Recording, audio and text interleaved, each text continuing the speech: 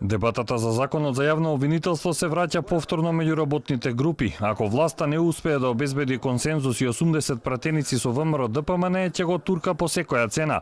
Една од опциите за двотретинско мнозинство им е независната пратеничка група, слично како со уставните измени.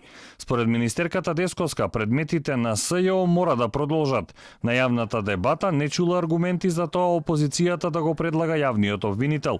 Дури да не напишете дека постапките продолжуваат, тие ќе продолжат согласно законот за кривична постапка. Тоа значи дека согласно она што беше вчера истакнато во текот на јавната дебата, дава простор за градење на консензус, бидејќи една од забелешките која што ја истакнува опозицијата е дека не сакаат да се дозволи постапките да продолжат. Стручната јавност веќе 2 дена посочува на недостатоците на законот.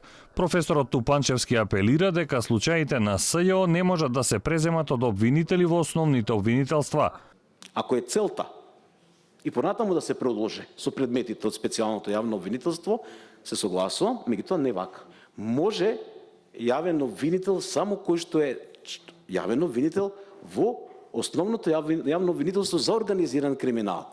Зголемените ингеренции на обвинителот кој ќе раководи со обвинителството за организиран криминал и корупција, неограничениот мандат и начинот на избор исто така беа критикувани. Не е ни ограничен изборот. Барем да напише да има право на избор уште еднаш. Че апсолутно тоа треба да се смени, бидејќи ваквата одредба значи да го именува неограничен број пати, а препорака на Венецијанската е 1-6 години со оглед на стажот што го имаат обвинителите, гледаме дека тоа е доволно. Собранието треба да се распушти на 12 февруари. Тоа е последниот рок евентуално законот да биде изгласан од овој собраниски состав.